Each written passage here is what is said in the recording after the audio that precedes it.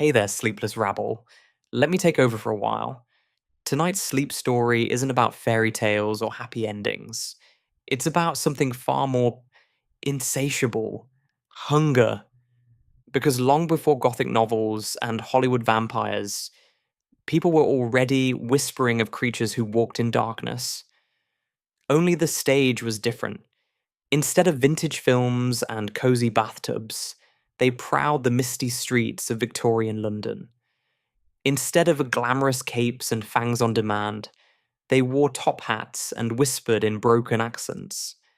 And instead of hitting record, they carved their names into blood soaked letters.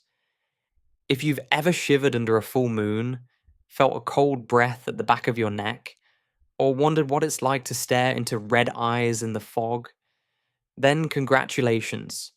You've already stepped into their world. Before we sink our teeth in, like this video if you crave beautifully wicked tales. Subscribe if you dare to wander deeper into the shadows. And tell me in the comments, what would you risk to taste true immortality? Bonus points if it involved a spike, a crypt, or a midnight invitation.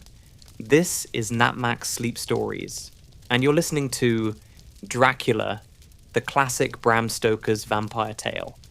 Now, let's begin. Jonathan Harker hunched in his carriage as it wound its way through the twisting ravines of the Borgo Pass.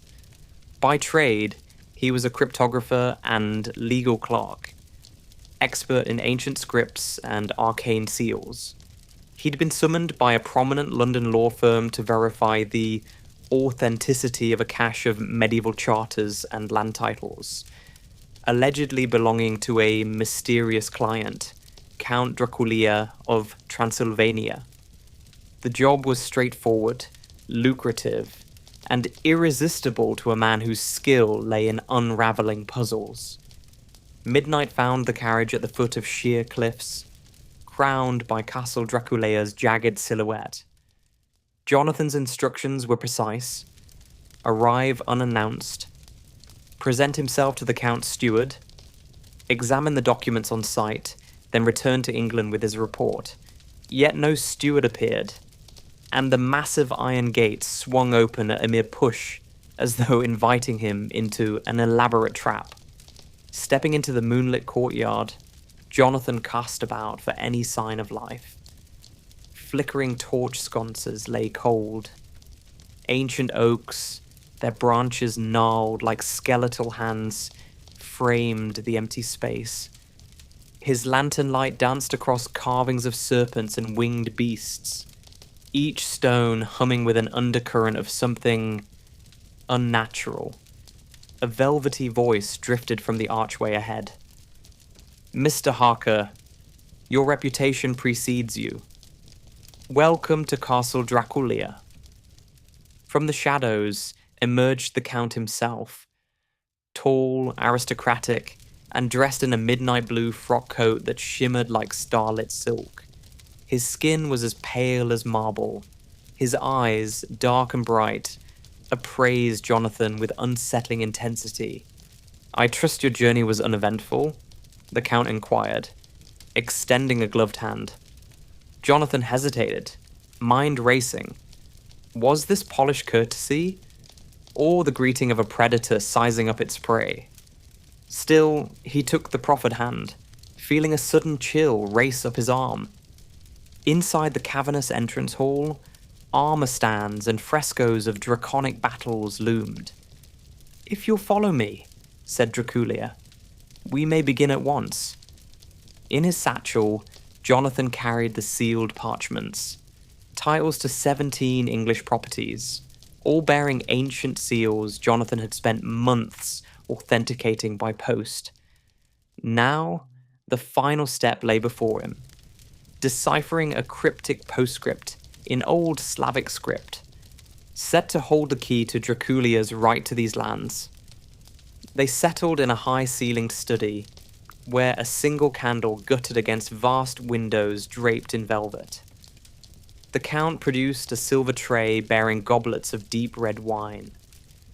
Jonathan poured himself a measure, stalling as he studied his host. "Count, I have your charters," he began, setting the documents on a black oak desk. "But this note," he pointed to an ornate scroll sealed with crimson wax, "contains references I cannot place. These place names are unfamiliar." Draculeia's lips curved in a knowing smile.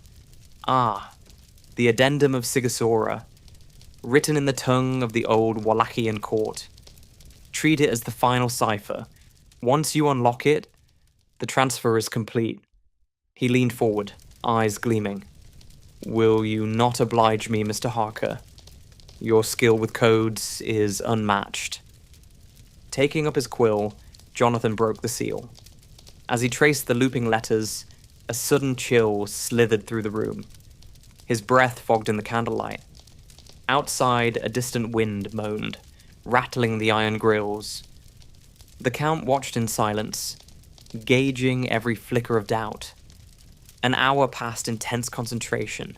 Jonathan's pen raced across parchment as he translated archaic place names.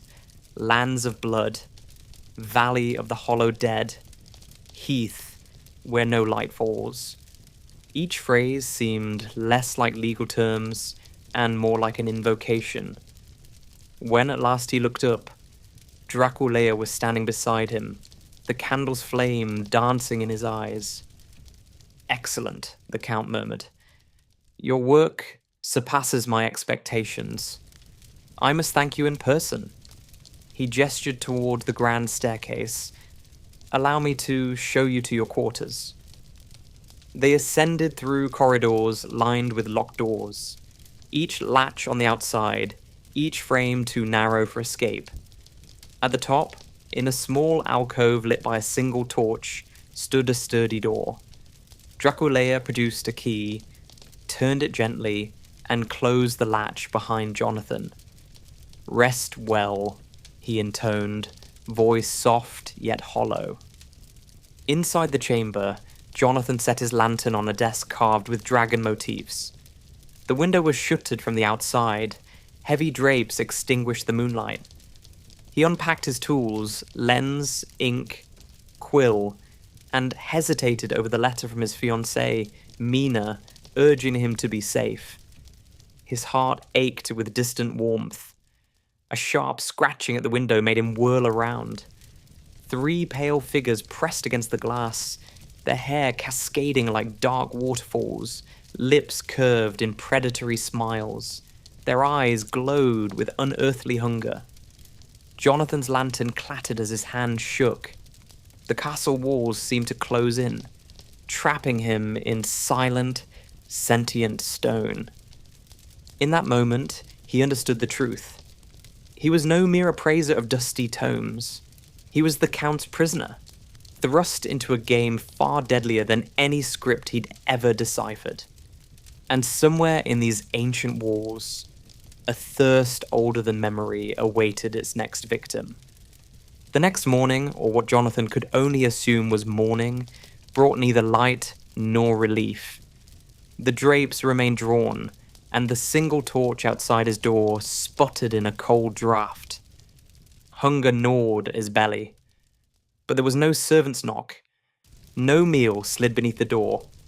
Instead, a muffled clink announced a small tray of bread and water set on the desk, the flask still warm from human hands. He ate swiftly, eyes never leaving the keyhole. His first task was escape. He tested the latch, secure. He pressed his ear to the door. Only silence, punctuated by the soft drip of water somewhere deeper in the castle. Gathering courage, he crept to the window and tugged at the drapes. They refused to budge. He tried the shutters. Locked. His heart pounded as he circled the room, searching for any crack or passage. There was none. Jonathan returned to the desk and rifled through the parchments he'd left out. Among them lay the Count's map of the estate, detailed topography of the surrounding forest, the carriage road, even the old shepherd's hut at the valley's edge. It was his lifeline. By candlelight he traced a path, down the eastern corridor, through a low arched door marked Servant's Passage, then a narrow stair spiraling into darkness, emerging beyond the walls. He rose to his feet, breath shallow. Footsteps echoed outside, measured, deliberate. Jonathan's hand froze on the doorknob. The Count's voice drifted in through the keyhole. "Good. I hoped you'd find your way." A chill gripped him. This was no accident. The Count meant for him to try. Steeling himself, Jonathan returned to the desk, scooped up the map, and pocketed his quill and lens. He crouched by the door and listened as the footsteps receded down the hall. Then, with a racing heart, he turned the key in the lock. It yielded. He slipped into the corridor, cool, empty, and lined with carved stone. He held his lantern aloft, noting the door marked with a servant's clef. A brass plaque of crossed spoons. This must be the passage. He eased it open and slipped inside. The servant's tunnel was narrow, its ceiling low and the air damp. The walls bore the scratch marks of rodents, and a trickle of water ran along a stone gutter at his feet. He pressed onward, the lantern's circle of light bobbing over rusted hooks and discarded tools. Each breath tasted of mold and mildew. At the end of the corridor, he found the spiral stair, a tight helix carved from dark rock, disappearing upward and downward. The map indicated up led to the kitchens, down led outside. Jonathan's fingers trembled against the cold iron banister as he descended. The air grew frigid, and the smell of earth filled his nostrils. At the bottom, he emerged into a moonlit grotto beneath the castle walls. Moss-covered stones formed a rough archway that led into the forest beyond. Relief flooded through him. Gripping the map, he slipped into the trees, lantern raised. Branches clawed at his coat as he followed the path sketched by the Count's own hand. Behind him, the castle's silhouette receded into darkness. But then, a low growl. Jonathan froze. Two red eyes glowed in the underbrush, reflecting the lantern's light. Wolves, lean and snarling, stepped onto the path. He remembered the small silver crucifix hidden in his pocket. Mina's gift. With shaking fingers, he held it aloft. The wolves hesitated, hackles raised, nostrils flaring.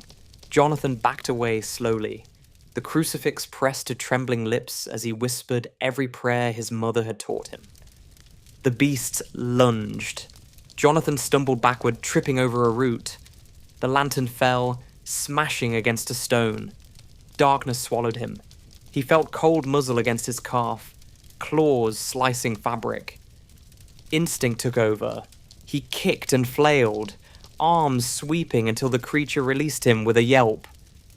A sudden horn blast pierced the night. Jonathan looked up to see a lone carriage, wheels crunching on the forest floor, racing toward him. Its lamps burned bright.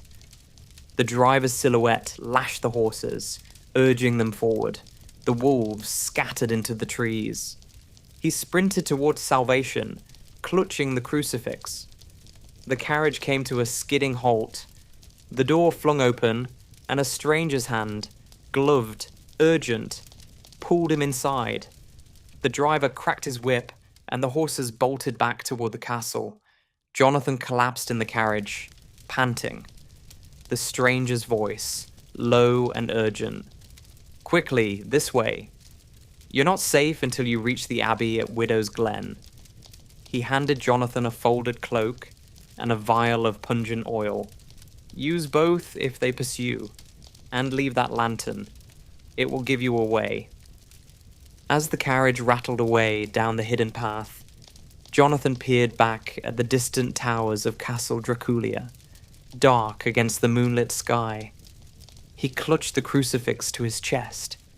He had escaped, but the Count would not let him go so easily.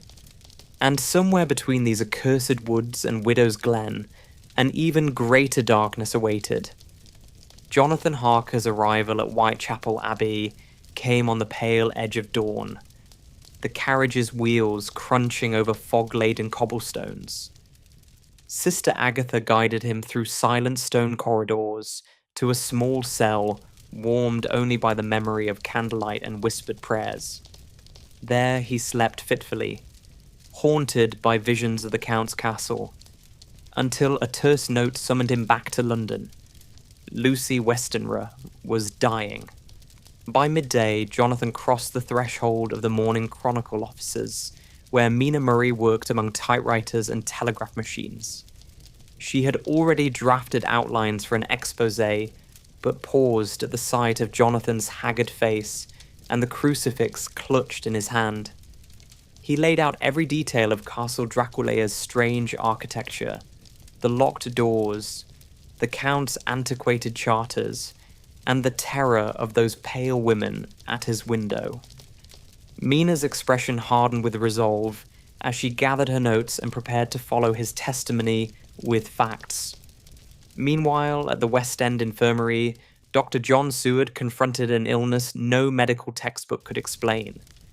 Lucy's skin had the sheen of ivory, her breathing measured and shallow. Small puncture marks in her throat hinted at a predator's visit. Jonathan and Mina arrived bearing the vial of Transylvanian oil that had saved him. Seward applied it around Lucy's bed, hoping to ward off whatever supernatural force had drained her strength. For a moment the oppressive weight in the room lifted, only to return as lamps flickered and a hush fell over the ward, broken by the faint echo of footsteps in an empty corridor. Over the next days, reports of a wasting sickness began to appear across London. Minor nobles and dock workers alike collapsed in pale torment, their eyes sunken and bodies gaunt. Newspapers labelled it a contagion.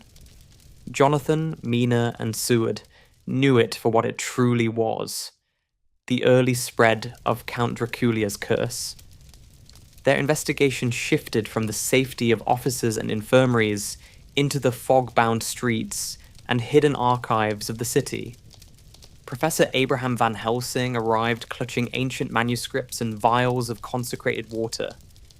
He traced the vampire's path in a hand-drawn codex, showing how shipments of earth for the Count's resting places had been routed through Queen's Gate Cemetery. Plans were made to intercept Draculia's minions at that ruined burial ground, where gravestones leaned like broken teeth, and the air smelled of damp stone and rot. Night fell with a thick, soupy fog that swallowed Gaslight whole. Jonathan positioned himself beside an iron gate, wooden stake in hand and crossbow slung across his back. Mina and Seward took up concealed posts among leaning tombstones. Van Helsing, robed in black, carried vials of holy oil and a battered tome of ancient rites. A lone carriage materialized from the mist, its lanterns flickering like dying embers. The horse's hooves clattered against the stone path as the driver halted beside an open crypt. From the shadows emerged a slender figure, tall and imposing, moving with preternatural grace. Its cloak billowed like a dark cloud, and beneath the lantern light, two glowing eyes reflected an appetite as old as the hills. The hunters closed in from three sides, breath catching in their throats as they advanced under the weight of centuries-old stones. A sudden gust of wind rattled the iron gates, carrying with it a low, unearthly moan that vibrated through the marrow of every bone. The carriage's door swung slowly open into the fog, revealing an ornate coffin, its lid engraved with the Count's crest. In that suspended moment, London held its breath. The lanterns flickered once more, casting long shadows across cracked tombstones. Then, as a heavy silence settled over the cemetery, the first blow was struck, and the true hunt began. Moonlight pooled in fractured beams across a Queen's Gate cemetery as the hunters pressed their assault. Van Helsing's consecrated oil sizzled where it dripped on the Count's ornate coffin, and Jonathan's stake struck wood with a resounding crack. But the lid burst open before the blade could pierce its heart. A cloud of icy mist surged forth, swirling around tombstones like a living fog. Mina and Seward fanned out, driving the vapor back with crosses and torches. But the coffin hovered, suspended by unseen force. The first true confrontation left the hunters shaken. Van Helsing's voice echoed arcane commands, and the Count's laughter, low, amused, eternal, rippled through the crypt. Jonathan realized that tonight was merely a diversion. The real ritual would occur elsewhere. As the hunters regrouped amid splintered gravestones, Van Helsing plucked a fragment of the coffin's black wood. Faint runes glowed where the Count's blood had seeped into the grain. Daybreak found the team poring over maps and transcripts in Dr. Seward's candlelit office. Mina cross-referenced London gazettes with shipping manifests, tracing shipments of Transylvanian earth that had been sent to obscure chapels and private mausoleums. Each arrival coincided with the onset of new sickness among the populace. Jonathan marked a dead zone sprawling across Southwark. Seward circled an uptick in pale corpses reported near Vauxhall Gardens. Van Helsing overlaid these points onto his restored Codex of Sigisaura. Patterns emerged. The Count's strategy was twofold: spread his influence through the living and anchor himself in the soil of each new lair. Every parcel of earth served as a vampire nexus, enabling him to slip across London undetected. But the Codex also hinted at vulnerability. A single database of all deposition sites, if cleansed, could sever his ties. Under a slate-grey sky, the hunters split into two squads. Jonathan and Mina raced to the docks, intercepting crates before they reached their intended vaults. Inside each crate, earth crawled with maggot-like life, pale maggots that writhed in shapes reminiscent of skeletal hands. Armed with shovels and holy water, they disrupted the soil's consecration, scattering the tainted dirt into the Thames's oily current. Meanwhile, Van Helsing and Seward stormed a derelict chapel in Hampstead, its crypt sealed by years of dust and neglect. Within, the air throbbed with malignant energy. Every tomb bore saturnine carvings and the smell of decay. Incantations murmured beneath Van Helsing's breath caused carvings to pulse, then crumble like brittle bone. Seward hosed down each sarcophagus with holy water until the stones steamed and the ground trembled. By nightfall, the blood trail had all but vanished. Reports of the wasting sickness dwindled, and the Count's influence waned where the earth had been purified. Yet in the darkest alleys of Southwark, a new terror took root. Whispers of shadow shapes stalking street corners, of throats drained in the alley's gloom. The hunters knew that disrupting the soil merely delayed the inevitable.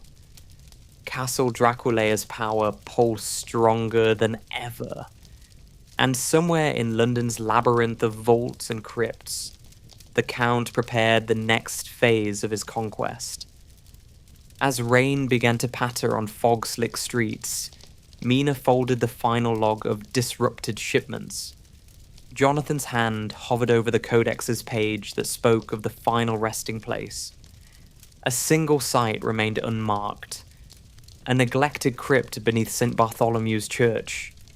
When dawn came, the hunters would descend into catacombs older than memory, and face the darkness at its source. The true battleground awaited.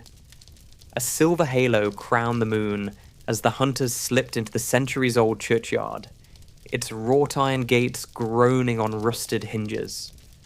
Moss-choked headstones leaned at crooked angles, their inscriptions worn nearly illegible by time. The air tasted of damp stone and decay, and each breath seemed to stir the latent power buried beneath the earth. Van Helsing carried the Codex of Sigisora, its pages crackling with warnings of unholy rites. Jonathan hefted a wooden stake bound in iron bands. Mina bore vials of consecrated oil.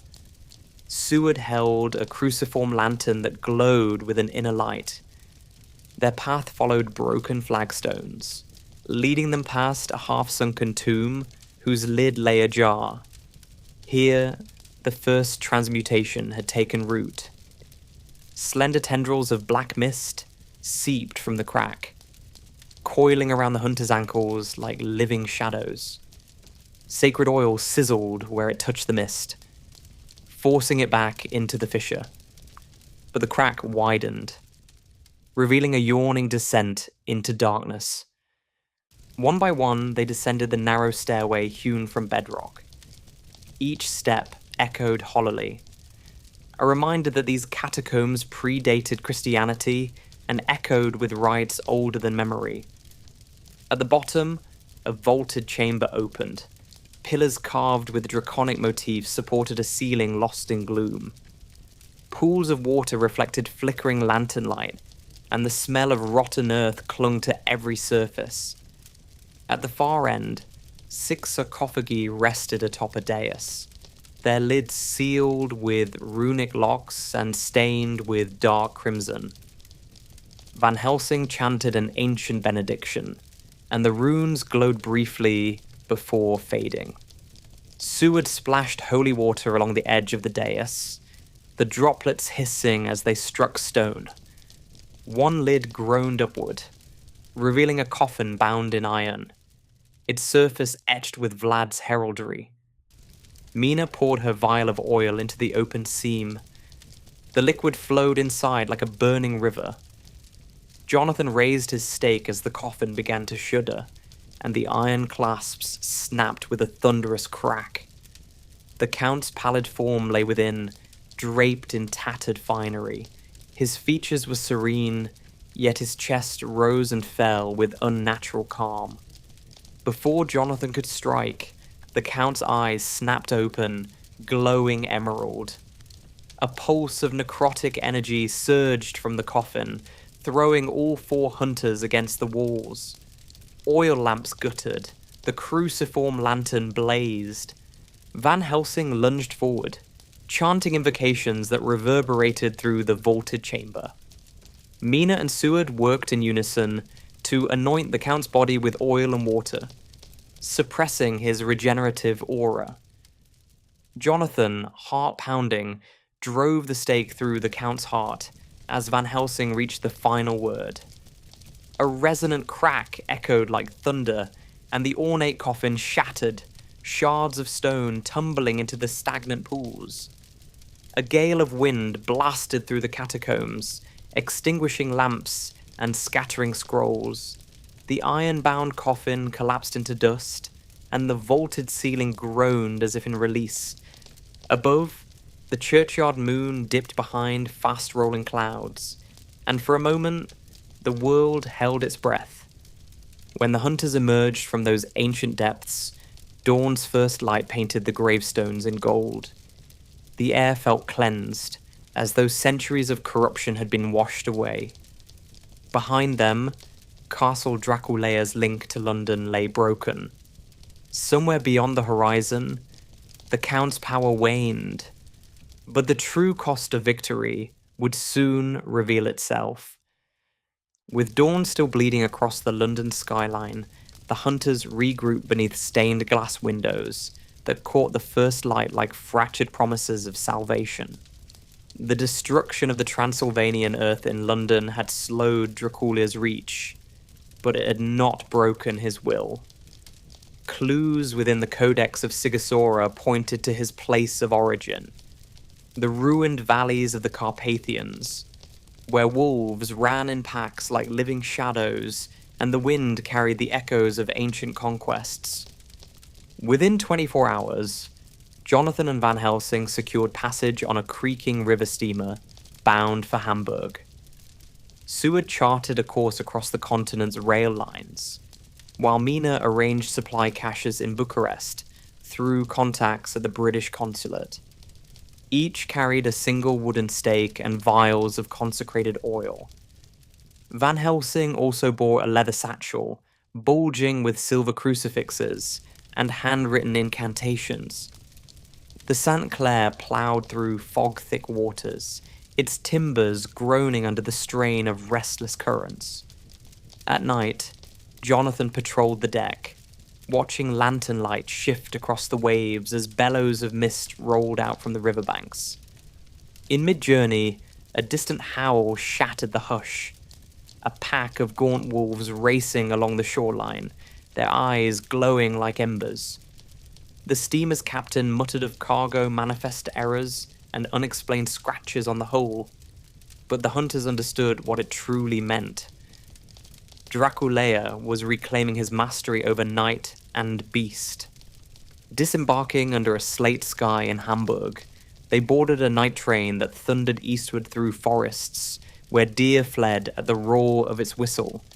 Each station held the rumor of pale corpses found in freight cars, blood drained by unseen hands.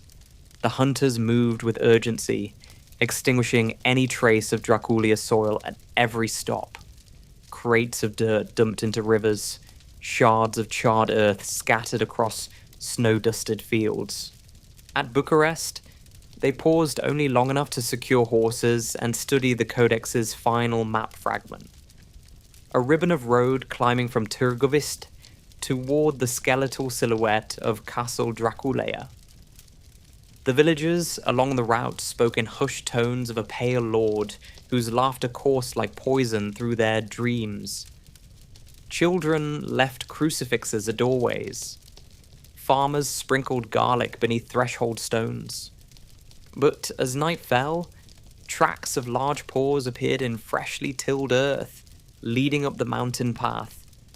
The ascent was a gauntlet. Wolves appeared without warning, their snarls echoing against rocky overhangs as the hunters fanned out in two-man teams. Van Helsing's silver crucifix repelled them momentarily. Jonathan drove stakes into snarling jaws that snapped at the moonlight. Seward's lantern lit the swirling mist, long enough to allow Mina to pour oil over the hunter's boots and weapons, keeping shadows at bay. Yet each fallen wolf dissolved into a splash of black ichor, as though the Count's blood animated their bones. Halfway up the pass, the trail narrowed to a stone causeway, suspended over a ravine filled with icy spray. Lanterns bobbed as the horses balked at the precipice. Van Helsing pressed his palm to the rough rock and murmured a binding prayer, steadying the beasts. Beyond the bridge lay a high plateau where the earth was marked by shallow graves and shattered crosses. Draculia's unholy rite stalled, but not broken. As the hunters crested the rise, the silhouette of a ghost ship appeared anchored in a mountain tarn, a barge carved from black wood, its sails tattered and blood-stained. The Codex spoke of a vessel called the Demeter, shipwrecked on the Danube, yet here it floated in still water far from any river. Jonathan's breath caught. This uncanny craft carried the coffin that had ferried Draculia westward. Without hesitation, they launched a small boat toward the barge under a bruised, cloud-swollen moon. The bow ground against the rotting planks. Within, rows of empty bunks reeked of death and brine. Chains rattled as they heaved open a hatch leading below decks. There lay the coffin. Its iron bands snapped, its black wood marred by fresh gore. Van Helsing raised a lantern. Runes glowed faintly where the Count's blood had seeped in once more. Jonathan drew his stake and struck the lid. The blows splintered the wood, releasing a gasp of stale air that smelled of centuries-old rot. A pale hand shot out, grasping at his wrist with preternatural strength. In that instant, the hunters realized Draculia's true power, his curse bound not only to earth, but to the very vessels that carried him.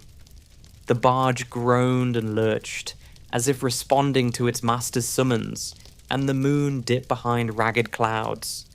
They faced down the Count's first full shape at sea. The final confrontation loomed closer with every beating heart. Beyond this tarn, the castle awaited, and with it, the reckoning of blood and shadow yet to come. A blood-red dawn crested the jagged peaks as the hunters stood at the foot of Castle Draculeia's forbidding walls.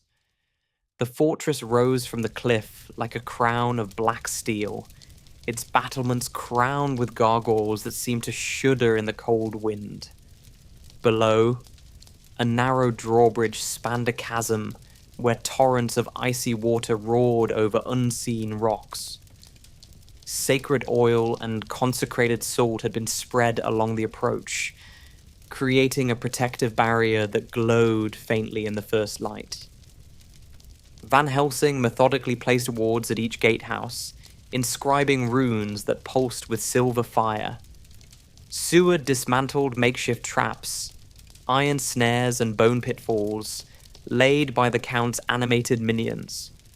Jonathan crouched at the bow of the drawbridge, stake at the ready, while Mina moved among them silently, distributing vials of laminated garlic leaf extract. As the bridge began to lower, a swarm of winged shadows erupted from the upper turrets, shrieking as they swooped down in a living maelstrom of fangs and talons. The first wave was met with a hail of wooden stakes and cruciform lantern beams. Flesh seared where consecrated oil fell. Claws flailed uselessly against garlic-laced bandoliers. But more came down the staircases. Skeletal warriors clad in ancient armor. Swords raised, eyes aglow with unholy light. Van Helsing's incantations echoed off stone walls as he shattered spectral shields with silver-tipped bullets. Seward collapsed one armored horror with a sweeping blow of his lantern's handle, extinguishing it in a burst of sanctified flame. Hours passed, in a desperate push toward the inner courtyard. Each fallen foe dissolved into motes of ash and dust that drifted on the sudden breeze, as though the castle itself were exhaling centuries of corruption. At the heart of the fortress sprawled the Grand Hall, its vaulted ceilings painted with scenes of Vlad's impalements and draconic triumphs.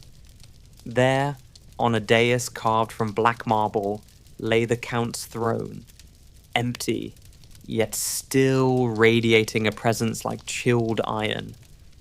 Candles snapped alight around the dais, revealing the Count as he stood, perfectly still, cloaks swirling in a sudden gust. His form shimmered between mortal flesh and mist, and the air thickened with a pulse of ancient power. The hunters paused, breath frozen, knowing that all their victories, downed wolves, purged earth, shattered coffins, had led to this moment. Beyond the hall's arched windows, the drawbridge had been raised. No retreat remained. As the Count advanced, the final siege commenced. The clash of steel, bone, and faith echoing through Castle Draculeia's shadowed halls.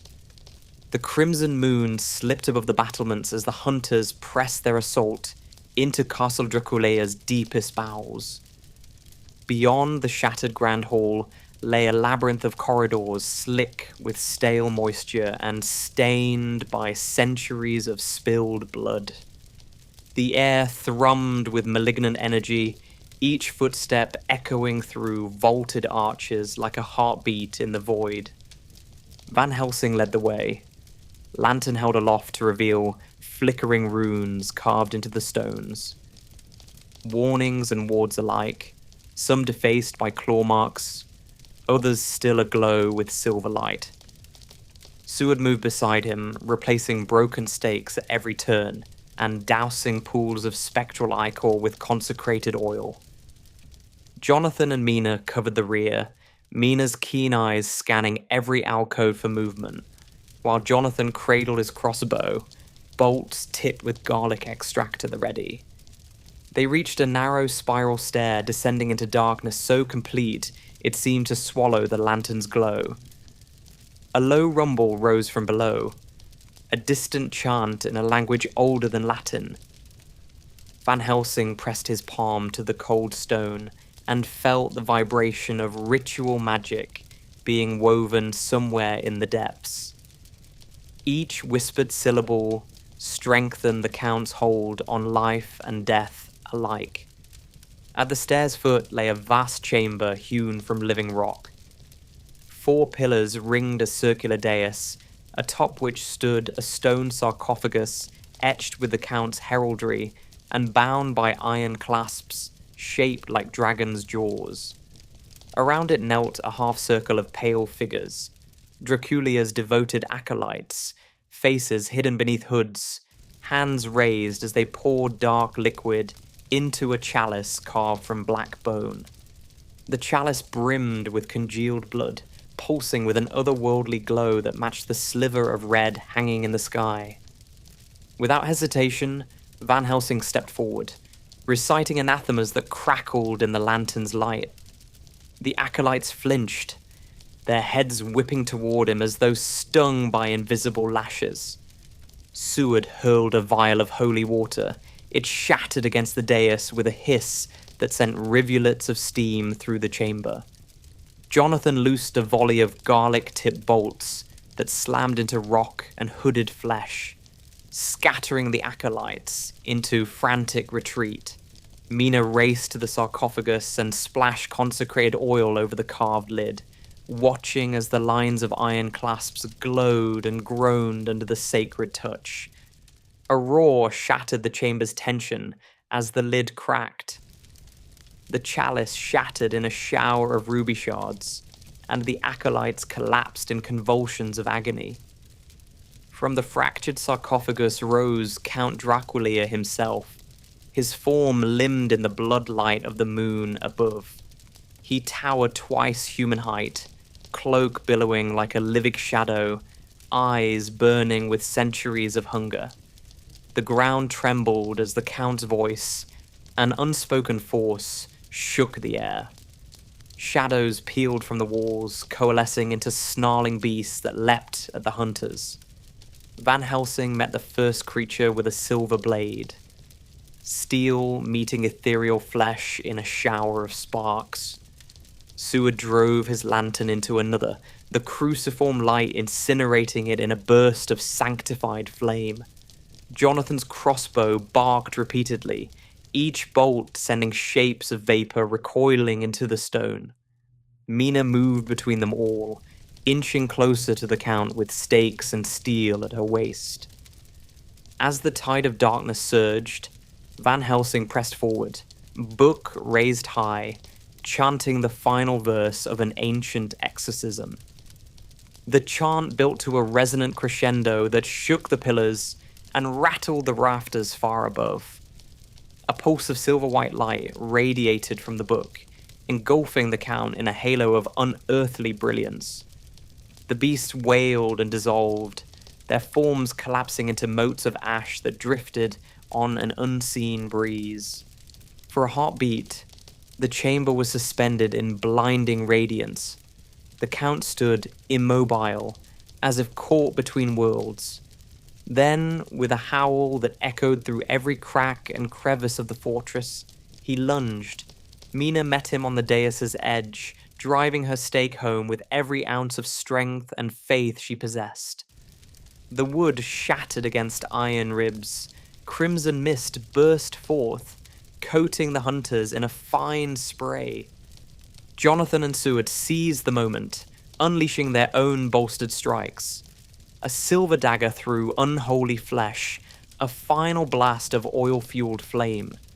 Van Helsing intoned the closing benediction as the Count's form convulsed, then crumbled into dust so fine that it slipped through their fingers and dissolved into the cold air. Silence reigned. The lanterns flickered back to life, illuminating the ruined dais and the empty sarcophagus, its clay-eyed gaze forever stilled. High above, the blood moon waned, its light fading into the first pale blush of dawn. When the hunters emerged from the depths, Castle Draculeia's towers lay fallen in silent ruin, and the wind carried only the echo of ancient malevolence, finally undone. The world beyond the mountain pass welcomed the dawn with birdsong and the gentle rustle of wind through pine boughs, an end to night's endless hunger, and the promise of life renewed. When the first pale rays of sunrise crested the jagged peaks around Castle Draculeia, the hunters stood in the shattered courtyard, breath visible in the crisp mountain air. Marble statues of dragons lay broken, their wings splintered. Pools of sacred oil still glowed faintly in the cracks of the flagstones. Van Helsing gazed at the ruin of the Count's fortress, noting how weeds already threaded through the fallen stones. Nature's slow reclamation of what evil had defiled. The silence felt absolute, as if the very land were exhaling after centuries of pent-up corruption. Mina knelt before the collapsed dais where Draculeia's sarcophagus had stood. Scattered fragments of black wood and iron lay among the stone shards, each piece quietly inert now that the curse was broken. She gathered a handful of dust, soft, fine as ash, and carried it to the mountain's edge. With a steady hand, she cast it into the wind, watching the grey particles swirl among the pine trees before drifting out of sight. It was a gesture of release, ensuring no trace of the Count's blood would linger to taint the earth again. Jonathan inspected the drawbridge's broken chains and the rusted gears of the portcullis mechanism. He retrieved Mina's cloak, torn and singed in places, and smoothed its fabric, a symbol of her courage against unspeakable darkness. Nearby, Seward tended to 2 horses wounded by the hounds of the night, cleaning their cuts and murmuring gentle assurances as he bound their legs. Each act of care, each repair of broken stone or flesh, felt like a note in the overture of renewal that spread beyond these heights, down into the valleys below. Van Helsing closed the Codex of Sigisora, its pages now blank of the Count's rites. He placed it within a weathered chest carved with protective runes and set it upon the altar of the ruined chapel just inside the castle's main gate. As light filtered through the collapsed roof, illuminating the tome, he offered a silent benediction, a vow that the knowledge once used for evil would never again be unleashed. With that final act, the 4 hunters gathered their mounts and began the descent, each step carrying them back toward London, toward life resurgent. By the time they crested the pass's final turn, the valley below shimmered in morning haze. Villagers stirring in their cottages paused to greet the dawn with lifted faces, unaware of how close they'd come to an endless night. The hunters rode on in thoughtful silence, shadows lengthening behind them even as the sun climbed higher. Castle Draculeia receded into the mist, its dark legacy undone, its stones left to crumble and to be forgotten. In its place remained hope, the promise that, so long as faith and courage endured, no shadow, however ancient, could ever truly prevail against the light. Thick morning mist clung to the cobblestones of London as Mina Murray stepped onto the steps of the Morning Chronicle. Behind her lay the shattered ruins of Castle Draculeia, over 1,100 miles distant. Ahead lay a city waking from an almost existential dread.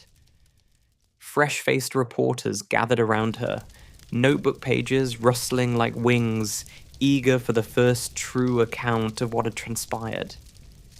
Mina paused only long enough to straighten her coat, clutch the sheaf of photographs, of broken coffins, purified earth, and a blackened chapel hearth, and mount the podium. Across the city, Dr. John Seward oversaw the reopening of the West End Infirmary's newly christened Night Vigil Ward, where survivors of the wasting sickness received restorative care. Nurses hung garlands of garlic and crucifixes above each bed. Corridors, once hushed with fear, now filled with the low hum of relief and healing. Seward moved among his patients, offering gentle smiles to those who recognized him, and quiet reassurance to those still haunted by fever dreams of pale hands and empty coffins. Jonathan Harker, withdrawn yet resolute, delivered his final report on the legal irregularities uncovered in the Count's charters. In the ornate chambers of the High Court, he presented evidence of forged seals, backdated wills, and land transfers that would have placed vast English estates under Draculia's posthumous control. Lawyers and judges listened with rapt attention as he outlined how centuries-old gaps in title law had been exploited, and how each forged parchment had been authenticated by arcane ciphers now laid bare to human scrutiny. Meanwhile, Professor Abraham Van Helsing convened a private symposium at the British Museum, bringing together theologians, folklorists, and early scientists. He spoke of the Codex of Sigisora and the rituals of binding and banishment, urging that its pages be sealed within the museum's vault, accessible only to those whose purpose was protection, never power. His white beard caught the lamplight as he warned of complacency.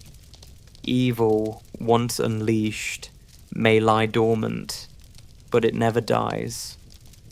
That evening, as gas lamps flickered on cobbled streets, Mina uploaded her multimedia exposé to the Chronicle's new telegraph system. Maps illustrated the spread of tainted earth. Diagrams reconstructed the catacombs beneath St. Bartholomew's. Photographs captured the moment the Count's coffin shattered under Mina's stake. Within hours, the dispatch went viral among London's salons and drawing rooms, credible proof that legends of vampires were more than mere superstition. Yet, as the city celebrated the restoration of sunlight to its nights, a final echo of Draculia's malice lingered unseen. In the murk of the Thames, where Mina had cast the last of the Count's ash, a single particle of blackened wood drifted beneath the iron piers. It clung to a fishing line, then sank to the riverbed, settling among centuries of silt. Invisible, silent, it lay in wait. London would not see its shadow again for a time. Streets once darkened by fear now brimmed with renewed life. Children chased balls in open squares. Vendors hawked garlic wreaths as souvenirs rather than wards. And scholars debated whether the events of the past fortnight were merely a grand hoax or the turning point in humanity's war against its oldest nightmares. But deep beneath the city's foundations, where currents ran cold and time flowed sluggishly, the tiniest grain of Draculia's legacy pulsed faintly. A promise that even in victory, the struggle to keep the darkness at bay would endure as long as humanity cherished the dawn. And that was your sleep story. Classic Bram Stoker's vampire tale. May the echoes of Silent Wings and the promise of Crimson Midnight linger in your dreams. If this descent into darkness stirred your soul, click like and subscribe for more sleep stories. Tell us in the comments, which moment will haunt you tonight? This is Napmax Sleep Stories, where every shadow feels like home. Until next time, stay sleepless, and beware what waits beyond the lamplight.